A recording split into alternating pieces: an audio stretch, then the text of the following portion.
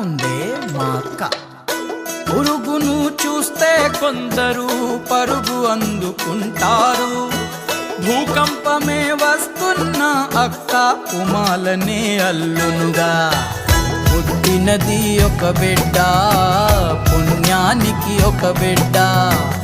ఇరుపాపల అల్లరికి మా అక్కే జోలాలిగా. ఈ అక్క మా ఇంటికి మిన్నా, మా అక్క మనసు ముందు హిమాలయం చిన్న.